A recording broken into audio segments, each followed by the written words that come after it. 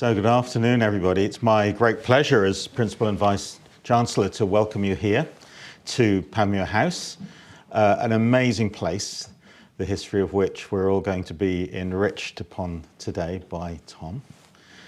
I remember the first time I came to Panmure House, which was back in 2015, and I learned really about, I would say, the vision and the boldness of Professor Keith Lumsden, who acquired the building some years previous.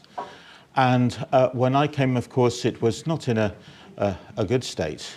And it was a time of decision as to what we wanted to do. And how delightful it was that we were able to progress the vision that Keith had, including after his retirement, with Professor Heather McGregor in going out and identifying resources and bringing to life the plan that Keith had spent so much time working on. And it's an amazing building. And I remember when I came here, when the building work was underway, and Tom, I think, will be telling us more about this, when the basement was being excavated, where we gathered a few moments ago.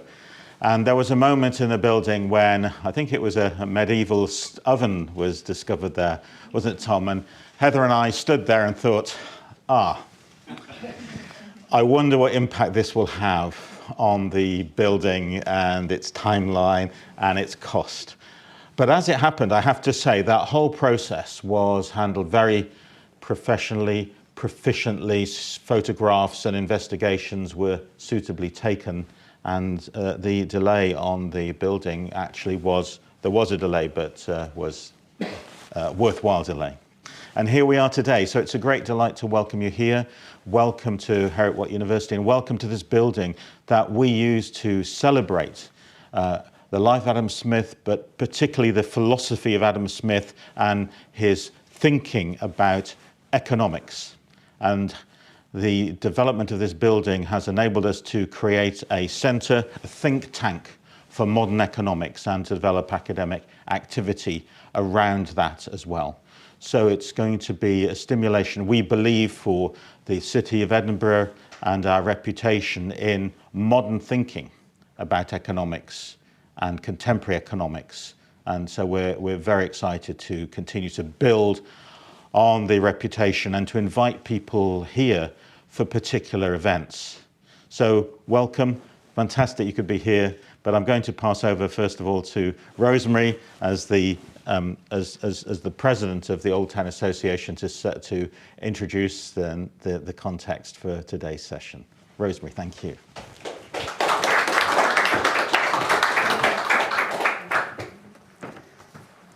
Thank you very much, Professor Williams, and I've been elevated. I'm the mere treasurer, but I am a past convener, so I will take the accolade. So just to welcome our members, and also to welcome friends and colleagues of the Edinburgh Business School to join us for this talk on what was discovered as the building was being rescued and restored by the Edinburgh Business School and Heriot-Watt University. And the man who's going to tell us that is Tom Addyman. Tom Addyman studied archaeology and anthropology at the University of Cambridge before training at the Institute of Advanced Architectural Studies at the University of York. He established what is now Addyman Archaeology, one of the leading archaeological companies in the north of Britain concerned with historic building, recording and analysis.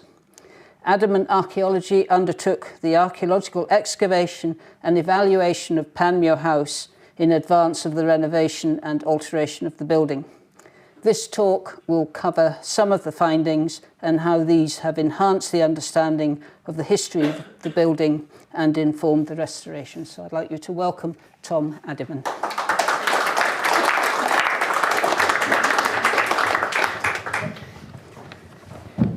Rosemary, thank you very much for that introduction. Past convener.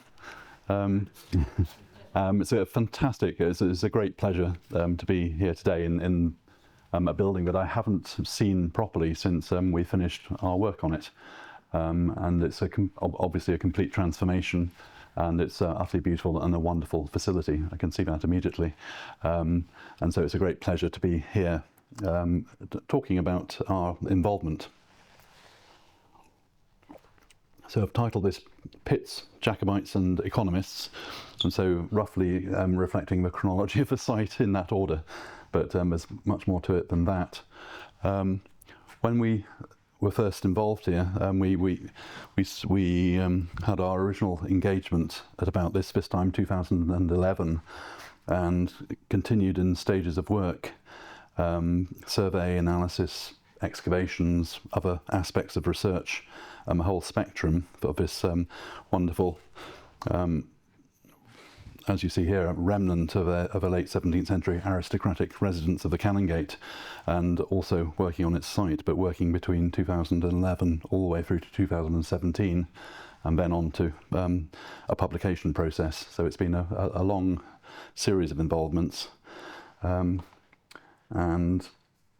it's a very, very interesting site. I certainly don't need to explain the location. We're in it, and you can see where we are in relation to the key parts of this part of Edinburgh. So the Royal Palace complex, Holyrood Palace at that end, obviously the Canongate on the Royal Mile, and we're on the north side of the Canongate, within one of the backland areas, which is quite important, not on the street frontage, and obviously very close to the Scottish Parliament, and other major sites of this part of the historic core of Canongate and Edinburgh.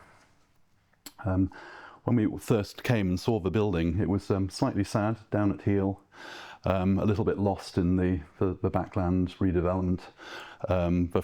All of the historic frontage buildings had been replaced in the mid-20th century, and really this was a remnant of a much more extensive historic townscape, and rather sad in its state at that stage.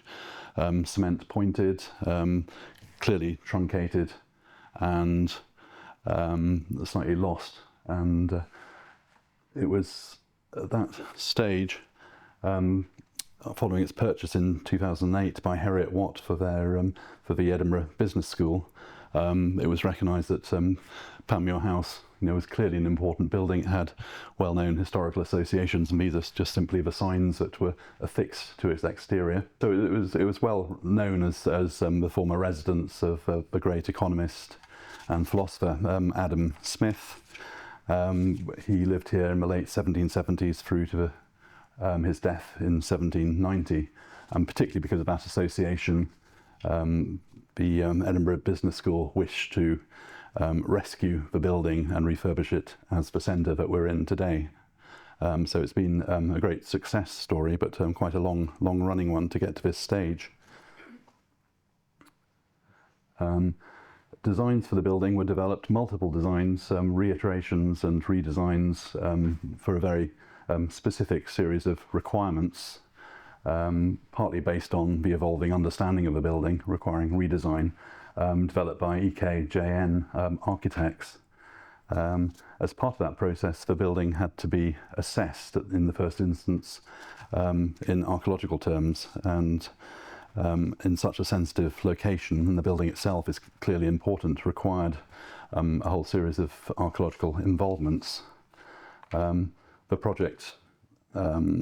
archaeological project here is a very good exemplar of the full range of archaeological requirements that can be applied during the development of a site, imposed by the local planning authority, and the planning process, and specified by the local authority archaeologist.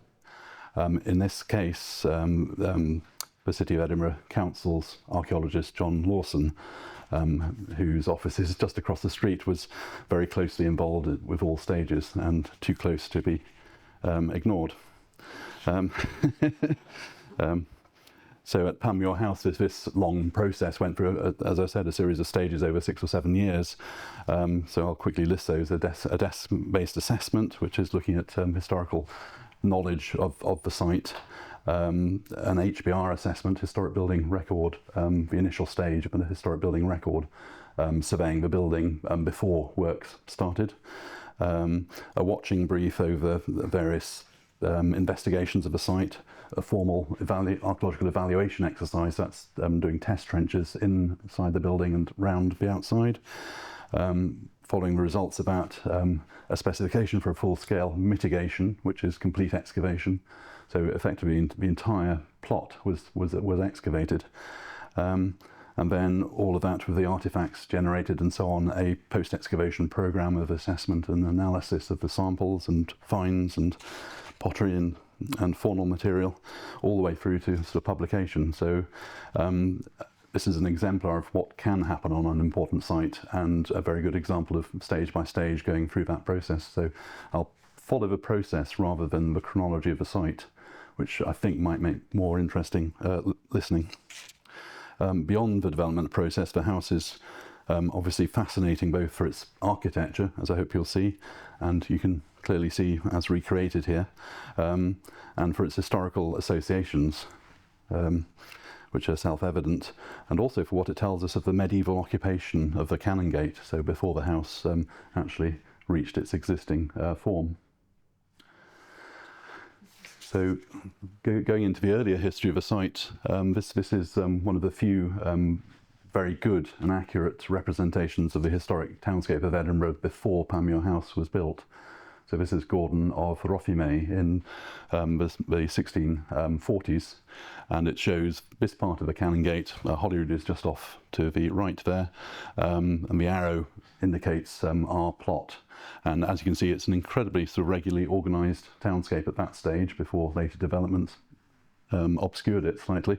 But you can see these great long linear plots, which are medieval rigs sort of laid out in the 12th, 13th century, very typical of Scottish borough planning, and almost rigorously of the same width.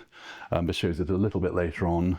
It's a little bit too gardeny. You'd have had much more productive backland areas, so this has been sanitised for a public buying the map, and to promote a better view of Edinburgh as well, so you can't entirely trust it. But what you can see above the arrow, that plot here, I've brought my archaeological pole. Panmure House is about here, and so you can clearly see it's a garden area before the building was built, even in the later 17th century. We know the house as constructed dates to around about 1690, and was built by James More, the fourth Earl of Panmure, who was one of the leading politicians of his day, albeit briefly, as a Catholic and a minister, a privy councillor in the court of James VII of Scotland and James II of England. And it all went badly wrong in 1688. But this house dates to about that time, around about 1690 or thereabouts, and was an amalgamation of earlier properties and across property boundaries, as you'll see. And this great sort of mansion house just dropped into the garden areas behind the earlier frontages. James More was hugely influential, as I've said, and very wealthy. This was simply his townhouse. He had great estates. This is in Angus, Panmure House, no longer existing. Brechin Castle as well, up in Angus. So these are his country places. So in terms of the environment at that stage, this is mid 18th century, a little bit later, but it's very much a fantastic record done by Thomas Sandby through a camera obscura up on Salisbury Crag. He did this great panorama looking north across the Canongate and Edinburgh, and it provides wonderful details, particularly of the big mansion houses that existed at that stage. And you can see on the right Queensberry House, the great ducal residence of the Dukes of Queensberry, Panmure House, Cadell House, which still survives, and you can see out of the window through there, and the Canongate Kirk, and so on. This is topographically a very, very accurate and incredibly important view. because it was literally traced on the camera obscura, so proportions are correct. And you can just see the top of Panmure House there as a T-plan building, which is what we understand from other records. At that stage, late 17th century, early 18th century, Canongate was a very fashionable suburb close to the palace. Before the Union, it was a focus of aristocratic settlement close to the residence of the Crown, and in easy reach of Parliament up the hill. And so this was a great cluster, less compact and densely populated than the city of Edinburgh. So the borough of Canongate was a sort of leafier, more open garden areas and so on. And so these great houses could be built, of which a few survive. As I've mentioned, Queensberry House, Murray House across the road, and Aitchison House are some of the better surviving examples, and there are a number of others as well. So this house was built by the Jacobite Earl, and he fell badly foul of the 1715. He was at the Battle of Sheriff Muir in support of the Catholic cause, and was captured at the battle, and then managed to escape and went into exile and remained in exile until the 1720s when he died. This was his town residence, and it remained in the family, but was not used a great deal after his disappearance and exile, and gradually the house was tenanted, possibly subdivided even from an early period, and tenanted in the late 18th century, tenanted by, as you all know, Adam Smith. And we think I think there is some historical indication of this as well. He was particularly enamoured of this building, which was already 100 years old when he came here, by the presence of a great library under the Earls of Panmure. So the Panmure's library was one of the rooms in this building, and Adam Smith obviously wanted a place to put his own collection of books. We're not exactly sure which room it may have been. Documents may provide more information. We have a suspicion in which part of the house it might be, and it was possibly the upper room at the back here in the Jam. This is a sort of contemporary library of the 1680s, exactly the same period as this building, the Leighton Library in Dunblane, which is a wonderful thing. The ceilings later, but the cases and so on are of that sort of period. It's a wonderful survival and a visual image of what may have existed in one of the rooms around us here. This is quite rapidly going through sort of history in broad brush. But our desk assessment process also involves looking at any historic visual material, and Edinburgh is incredibly rich, as you all know, in cartographic representations. And so we went straight into those, and it's very easy to trace the building between different maps. And again, you get experience as to how reliable any given map is in terms of what it's depicting. And so you can see the proportions of the buildings vary enormously through the 18th and through to the mid-19th century. But basically it's a T-plan building with a Jam sticking out eastwards at the back, and we are in that same building, obviously, but it's now an L-plan building, so clearly, according to this evidence, we've lost something heading in that direction. By the time you get to the mid-19th century, the whole townscape has changed. So you can see some of these earlier pictures show a nice garden area above the building to the north, which survives all the way through to the early 19th century. And then in the mid-19th century particularly, this whole area of Edinburgh is going downhill. It's becoming industrialised. There are small industrial works. There's a gasometer appears. But our plot here was taken over as a foundry. And so the house itself has become square because the little courtyard area where the vestibule is became infilled. So the T-plan disappears, and they cut off this end of it in order to build the foundry works building, which I'll come back to. And so it's hugely truncated, and you can see the whole garden area has been built over, and some of those buildings still survive. The foundry building immediately above doesn't survive. So this is such an important photograph for understanding the history of a site, early 20th century image. And you can see the brick-built foundry building just beyond the house. Panmure House itself, with its crow-stepped gable, its harled exterior, looking incredibly sad. It's derelict by this stage. We know it was subdivided and tenanted and increasingly a slum dwelling. External staircases were built at 2 or 3 points around the exterior, and here you can see it's possible. I'm sure it's completely derelict at this stage and unoccupied. So it's had a pretty battered history until the mid 1950s, when it was rescued. The building was taken over in its appalling state. Very extensive works were carried out in order to convert it into basically a boys' club, a hostel, a sort of minor institutional sort of usage, which existed for most of the later part of the 20th century. But major works happened about that time under J. Wilson Patterson, a conservation architect of his day.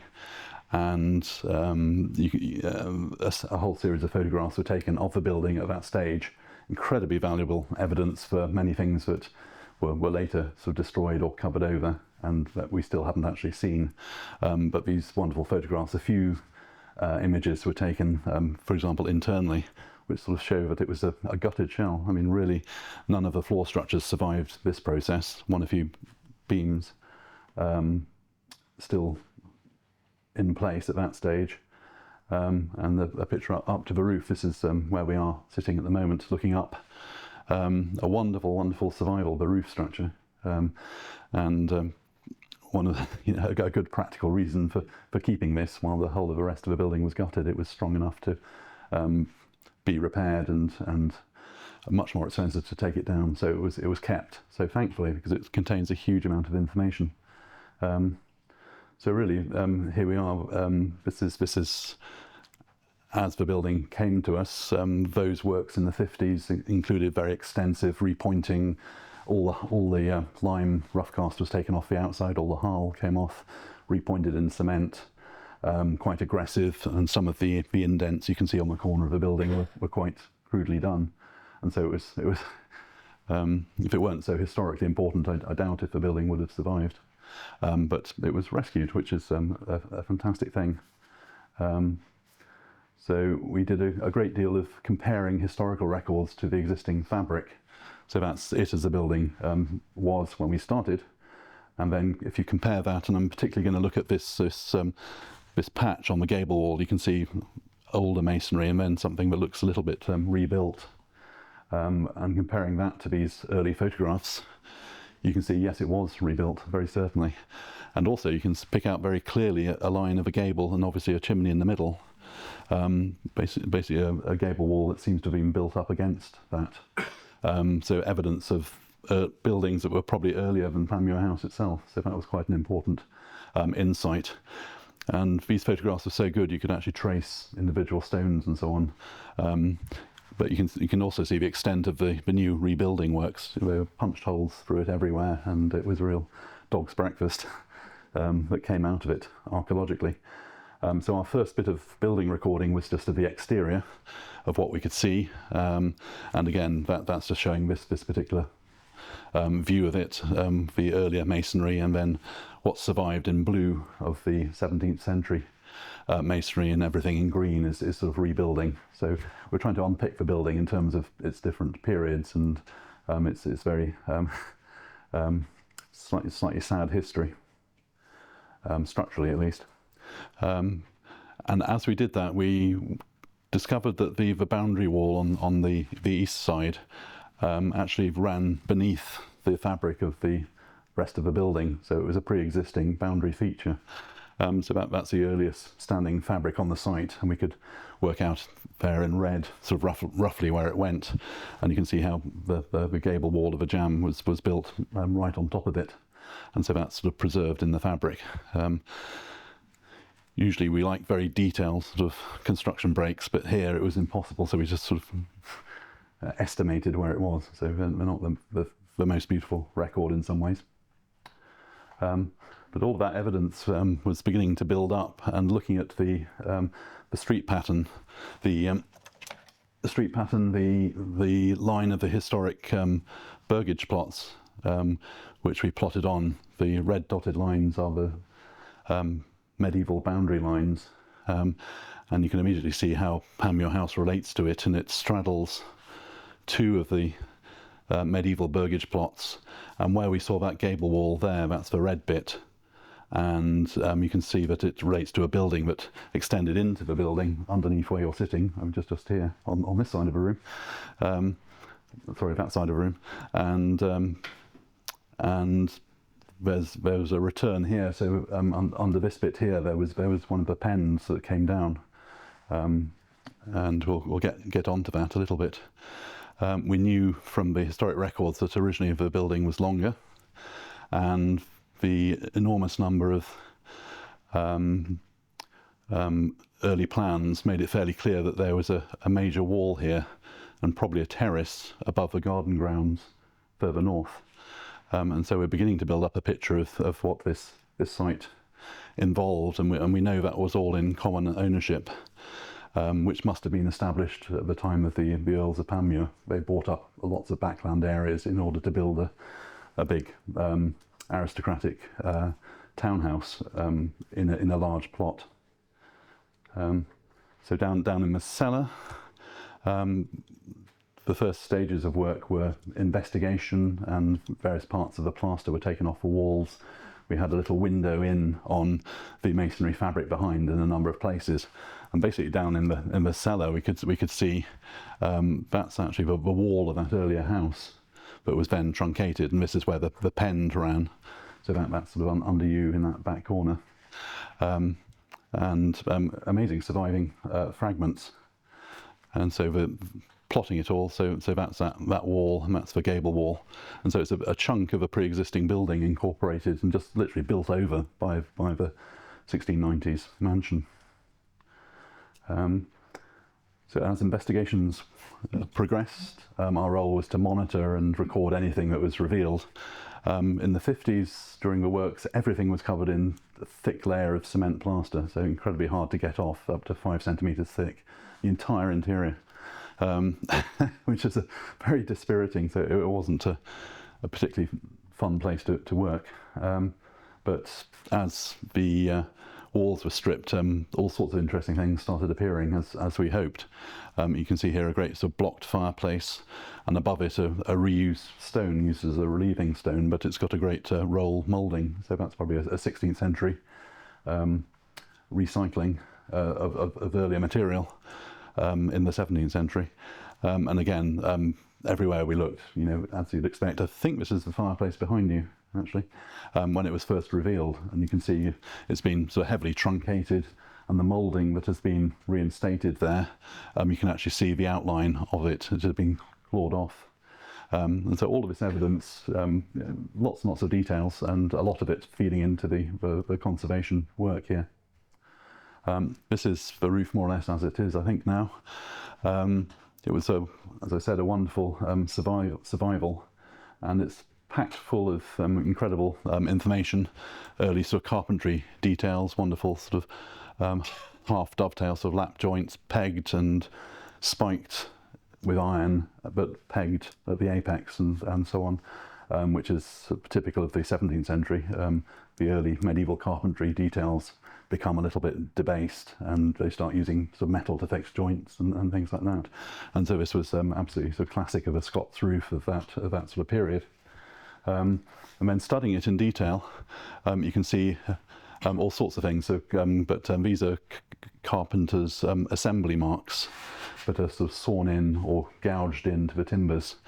And as we looked up and down the roof, we realised that these are individual frames or couples, and each couple had its own mark, and it was in numerical sequence, which is a normal way of building, but it just showed that the roof hadn't been disturbed, hadn't been sort of reordered, and there were these wonderful carpenter's marks throughout it, on the collar beams, on the rafters, on every timber, and it was basically a Meccano kit. When the timbers are in the yard, they would frame them on the ground, create the joints, peg them together, and then number them, and then take them to pieces, put them on a cart, bring them to site, and reassemble them IKEA style, and then hoist them in place and put them in order, because it was a very carefully considered process. Don't know why that's blank. The roof itself had all sorts of other interesting details, and I'll come back to the carpenter's marks in a minute. This is sort of just above here, and you can see some additional framing. So those are the rafters, but there's a little piece spanning between the rafters and catching the end of one here, and that's the position of the dormer window. And there are about 4 or 5 places where evidence for early dormer windows survive, which is very nice, and you're getting an idea of how this building was designed to be. And we recorded all of this in detail, and you can see here that same dormer window, evidence for another one there. Just one timber and a joint is enough to give the evidence for that. So fantastic. And then we discovered the numbering system started at this end, which is the far end, at about, I think it was 44, and went all the way down to 24 here, which is an obvious omission of 23 parts of a roof, i.e. perfect evidence for what had been demolished. And you can see here the building looks rather truncated, and actually it was, because we have the numbering, we know precisely how long the missing part was, because the couples are all exactly 2 feet apart, and so we could measure that and project it, and it matched very well to the historical maps. It looks awkward and truncated, and it is. It's also, you'll have all have seen, if you've been around there, these amazing arches. That's the cellar level. That's downstairs, and that's where we are at the moment. But these great arches, they're obviously structural, but they don't really relate to the building itself, and it took a while to work out that they related to vaults that had existed and extended out to the west over the next 2 plots. So great vaulted chambers, and so you can see that view how it relates. So, and there's a clue here. Panmure Close comes up here. So we're standing in Panmure Close in the foreground, and you're looking over towards the facade. And what's missing are the vaults and a great raised courtyard that came up to that level. And the idea, as with somewhere like Queensberry House, is if you're a great aristocrat, it was beneath your dignity to walk down to your house.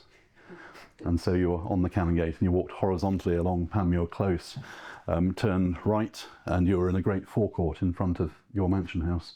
You walked across the forecourt and up the steps. And the same thing happened at Queensberry House, and that whole forecourt area is actually built up on basements, and the natural topography on this side sloped down to the north, on that side sloped down to the south. So absolutely fascinating, but it took a while to sort of work all of that out and record it. And so you can see we've got 2 full vaults and the beginnings of the next one, and I think 2 more vaults must have existed because the building has been truncated. And you can see quite clearly that gable wall is an addition, whereas those coins on the corner are part of the original fabric. And so if you go round that gable wall, you can actually see the extent of rebuilding. But interestingly, part of a wall is early, and it seems that this wall is a partition line within the original building. And so this is a subdivision, so it's an original wall, but these the doors would have led to additional rooms. And you can see also how complex, I won't get into endless detail, but the jamb at the back was, the wing at the back was also very complex structurally as well.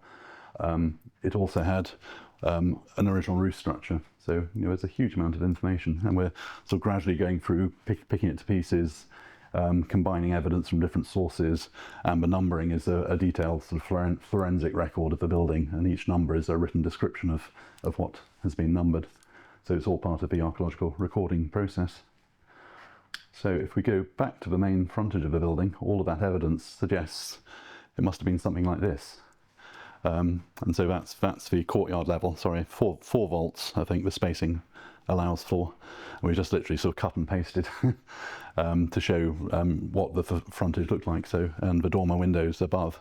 So it's a bit, we'd like to do a better version of this, but it's very much how the building we felt looked, and you can just see the, the 3 or 4 meters height of terrace. This is on the downslope end, and a great terrace wall at the end, which is very similar to what is shown in the map evidence.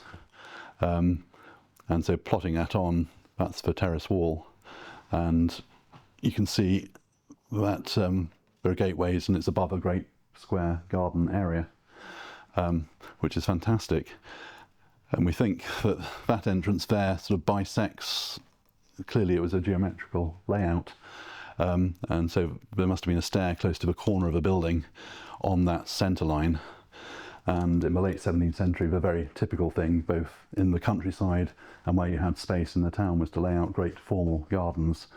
If you had topography, a slope and a terrace, wonderful sort of Baroque detailing, sort of classical, incredibly formal gardened area with parterres and clipped hedges and flower beds laid in geometric forms. And I think that's very much what we have here. This may be a little bit too ambitious, but it's the right sort of period, 1670s at Pitmedden Garden. And that's exactly the same sort of thing that was happening in country areas. And so I'm not saying it looked exactly like this, but a smaller scale of this, but this is very much the architecture and landscaping that they were doing at that period. And every indication is that there was a smaller scale version of something like this, with sort of great terraces framed by sort of gateways and great axial alignments that you could view from a high perspective, and the garden areas, the parterres and so on behind. So I think there was a smaller version of this here. It's a typical sort of aristocratic landscape of the late 17th century, and perfectly comparable to other ones. This is a slightly greater one. This is Queensberry House.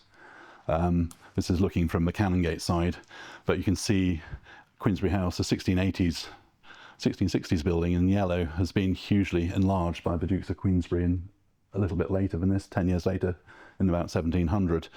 And pavilions were added and wings were added, and the whole thing was remodelled. And this is the raised entrance above that you see on the Canongate, but there's a great vaulted cellar underneath that vestibule. That's the back of the courtyard.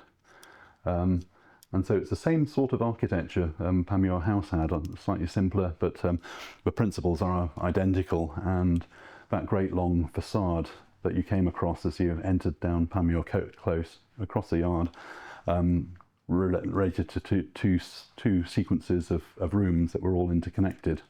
And this is the same thing happening at Queensberry House, where looking south, a great suite of residential chambers, public rooms, the Duke's apartment, library and so on. And I suspect here there were probably 3 or 4 rooms as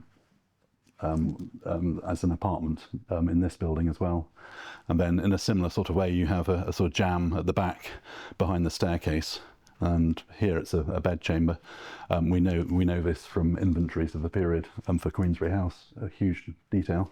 I'd love to find similar documents for Panmure House, and they may well exist.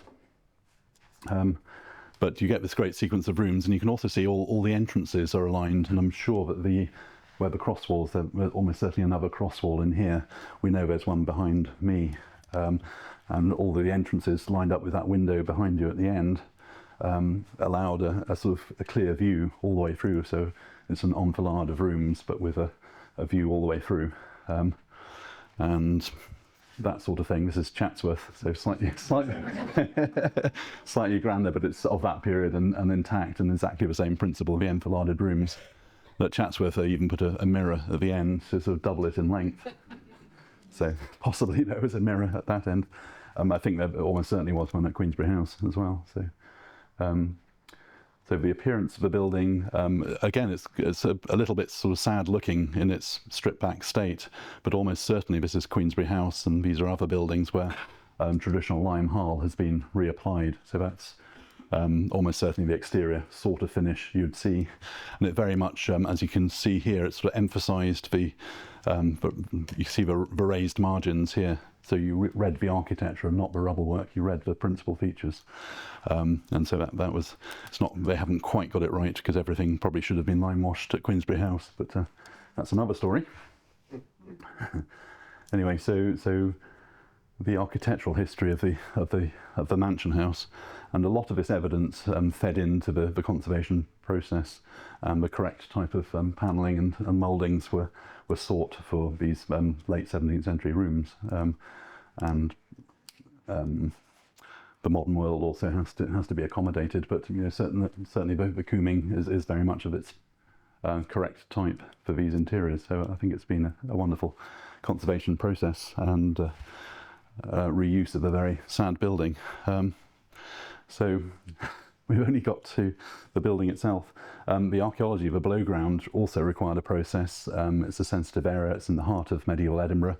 There could be anything below ground in this area, and particularly in the Canongate, things tend to be better preserved in the backland areas, whereas the old town continual rebuilding and reworking has generally disturbed and scoured away original medieval deposits, so it's quite rare to find them. But in this area there have been some fairly substantial excavations. The Parliament site and one or two others in the area have produced very, very interesting sort of medieval remains, and so the suspicion was there might be similar things surviving on this site, and so the process is simply just to test the ground. So these are evaluation trenches that were put in, cutting through the concrete inside and below the yard surface, and this just simply shows you're testing, does anything survive below ground? And immediately we could see that there was sort of deep stratigraphy going down a metre or more, and some very interesting artifacts began coming out. And so this is mostly sort of typical medieval pottery, sort of 14th century, that sort of thing. Slightly later, clay pipes, and clearly there was survival in a nutshell, which triggered the next stage. We had to monitor building works. The building itself was rubble built and had been so bashed around by particularly the 50s works that there was great worry about its stability, and so the entire building had to be underpinned, which was done in a series of sort of 1 by 1 metre blocks under the walls. And you do cut a 1 metre hole, fill it full of concrete, and then jump 2 metres and do the next one, and then jump 2 metres, and then go back and do the next ones in between. So quite a process, and every one of those has to be watched and recorded. So it's not very glamorous archaeology. It requires a lot of jackhammer work. But again, we're just building up a picture of the archaeology, and again, things were found, and so the next condition was complete archaeology of the site. So that's the L plan building, and then the courtyard, the entrance vestibule area now, and the whole of the courtyard. Basically everything in green was fully excavated, so practically the entire site was excavated. Which gave us a window down onto the earlier archaeology, which is fantastic. And we found what can be characterised particularly as a series of a network of pits and sort of linear features, which are boundary features, which probably go back to the 13th, 14th century. The pits are massively complex. So that's the entrance where you came into the building, and the courtyard there was completely riddled with these amazing pits, and it was a complete mix, mostly domestic midden material coming out of them, some sort of light industrial activities, working of bone and that sort of thing, and they're very rich in artifacts. And because they're sealed units, everything dates to one moment in time within the pit, so incredibly valuable, interesting environmental evidence coming out of them. And then other things, so that's a big clay ridge which runs along the boundary, and basically I could talk about, well, my colleague Phil, who did the excavation, Phil Karsgaard, did an entire paper about pits, but hundreds of different types of pits, as you can see. But mostly, as I said, domestic refuse pits containing a lot of this 14th century pottery, primarily, slightly later. of different types of skillets, handles, and quite nice vessels. A real mix of domestic refuse, pits and pits and pits. So interesting sort of interleaving with clay, and we think this might have been a superstructure, possibly an oven of some sort that had collapsed in on one of the pits.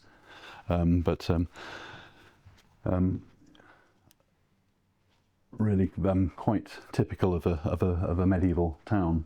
And you're quite close to the frontage properties, so it's the most intense area of activity where all the domestic things going on happen, but far enough away to be okay to bury rubbish. So it's like a snapshot of medieval Edinburgh, running all the way through to the 1690s. So they were still sort of chucking stuff in pits in the 17th century in these backlands, and the clay tobacco pipes are a wonderful sort of late 17th century collection. I think one was PCE, which is that Paul Cooper of Edinburgh, with the hallmark of Edinburgh, the triple castle.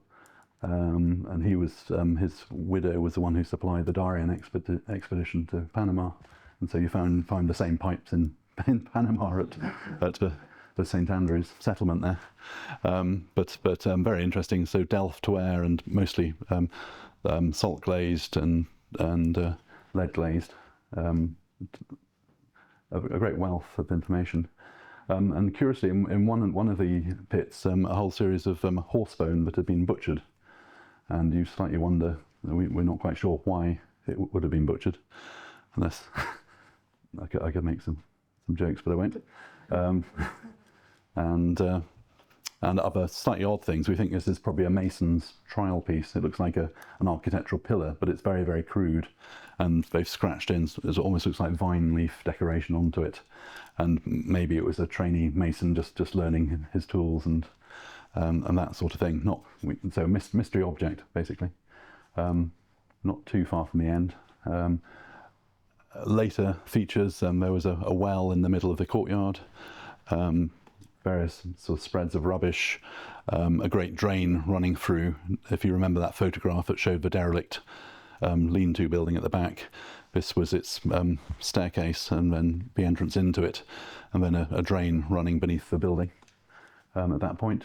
So fairly ephemeral things. But really, to sort of begin to conclude, it's been a complex story. There's a whole post-excavation process of analysing the finds and going back to historical records and cross-correlating, so that the story itself, has considerable legs beyond the excavation. But it has thrown very considerable light on these two sort of key protagonists. There's a great deal more historical research we would love to be. I know some has been carried out not by us, and I think it's a very rich scene that could relate further to what we found in the upstanding archaeology and even the below ground. So we're now in this wonderful facility, based on the wonderful design, but also based on a very careful wish to preserve what is essentially important of this wonderful structure, and not insult its history, complement its history. And I'll finish there, I think, by saying thank you. This was a stone that we found on the exterior. I think it's a real thing. It may just be a stone, but I think at that stage I'll stop. Thank you very much.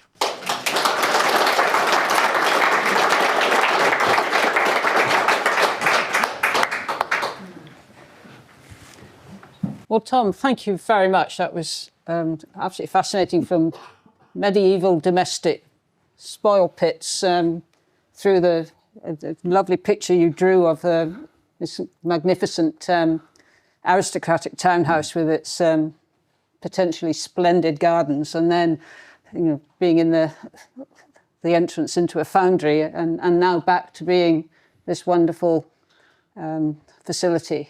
So it's really been such a ride. Now, Tom is happy to answer questions. If you have a question, if you put your hand up and then wait for the roving microphone to come, because this event is being recorded.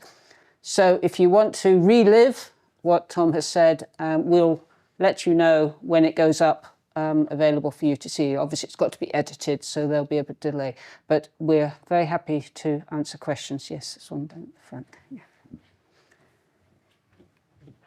Hi, thank you for your wonderful talk. And I wanted to ask, at the end, you said there is more that could be done. Do you mean in terms of research, or do you mean in terms of actual work on the building?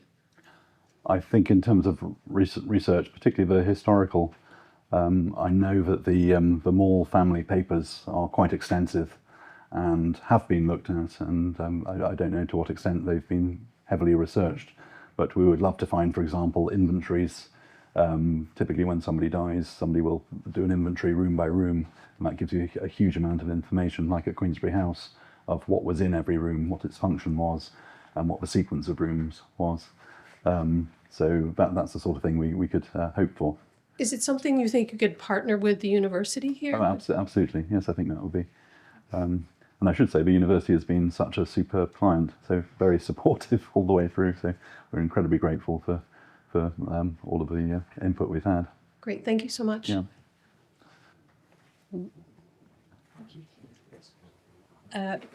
As a former lawyer, can you tell me, was it easy to establish the actual title of what is now this building and its surroundings? Because given the way that things have developed, it looks to me that that might have been quite a difficult task.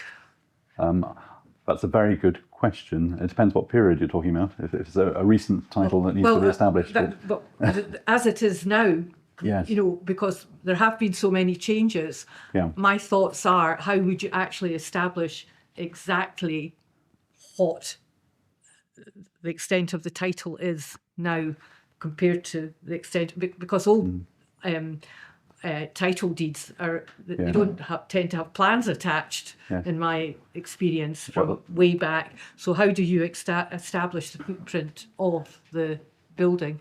Well, I'm slightly glad to say I wasn't involved in that legal side of things.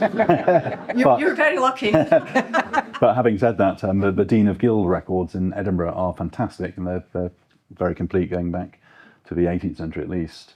Yeah, but that might not align with what's on the registers of Scotland as far No, absolutely. Yeah. But as you go further back, when we researched Queensberry House, the creation of the plot of land was very interesting, because these are all individual properties, long linear ones, that had to be amalgamated. And so Queensberry House was a history of piecemeal purchase until you had a big enough plot to build on. And I think it's something like 20 different transactions just to create that 17th century plot. Yeah. And a similar thing must have happened here. Yeah.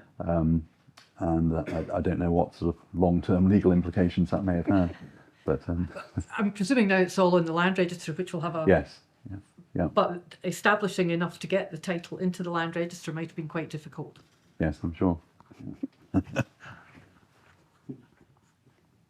Any other questions?